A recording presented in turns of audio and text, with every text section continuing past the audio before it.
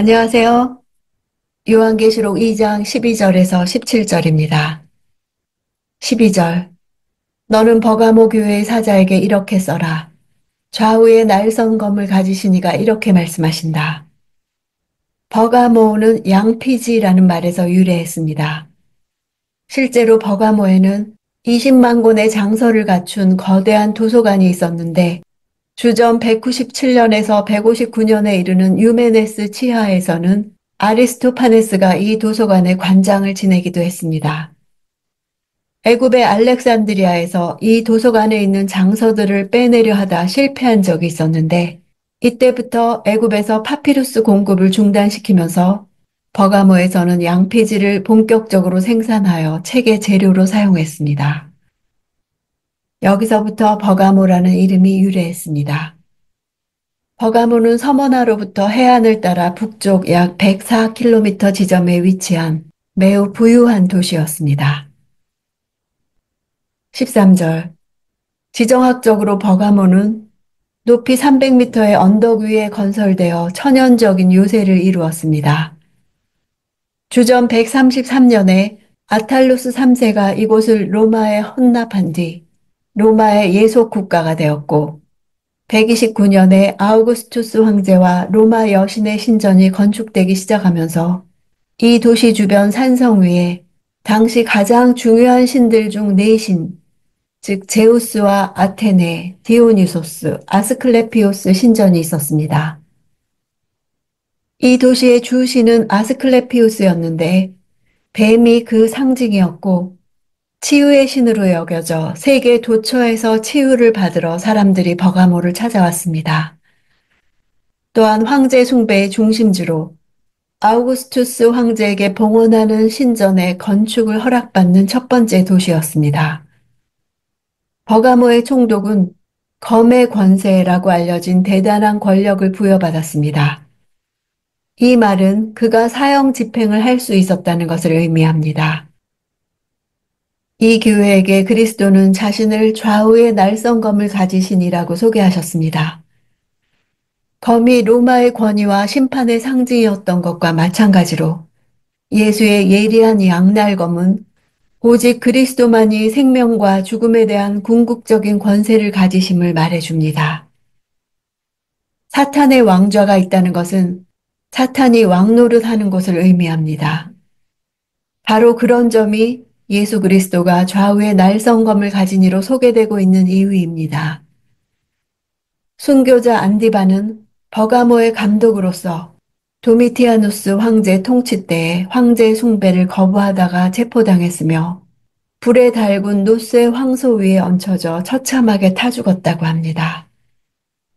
버가모의 그리스도인들은 납치되어 이교도의 신상을 만드는 일에 투입되거나 이를 거부할 경우 사형되는 위험 속에 놓여 있었습니다. 14절. 그러나 내가 네게 몇 가지 생망할 것이 있으니 너는 발람의 가르침을 굳게 지키는 사람들을 용납하는구나.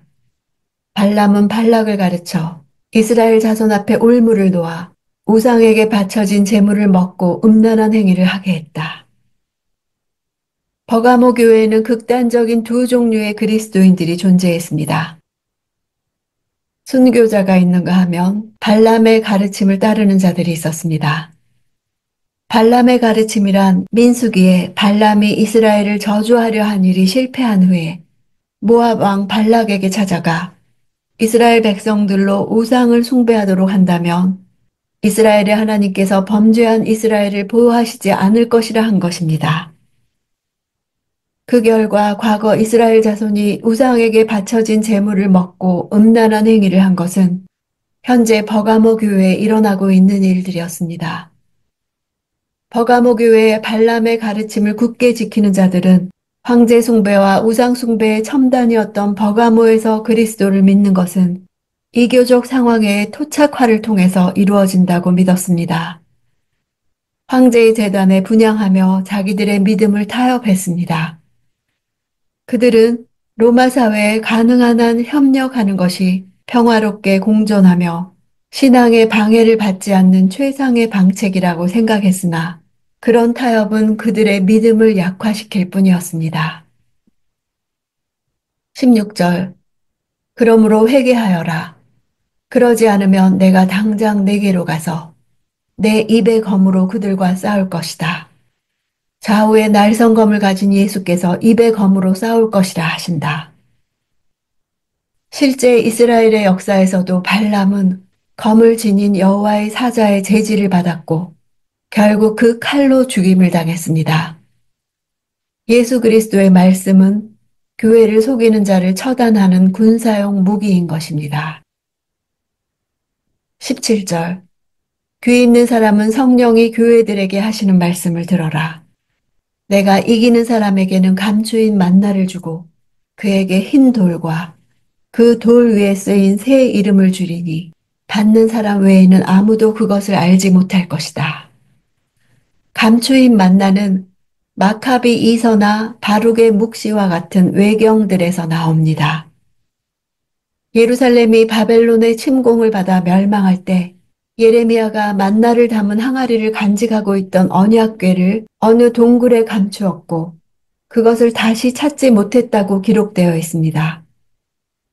에스라 2서는 바벨론의 느부갓네살 왕이 예루살렘을 점령했을 때 만나가 담긴 언약궤를 잃어버리고 다시 찾지 못했으나 장차 메시아가 오셔서 새 예루살렘을 건설할 때 감추어져 있는 만나가 발견되리라는 희망을 피력합니다.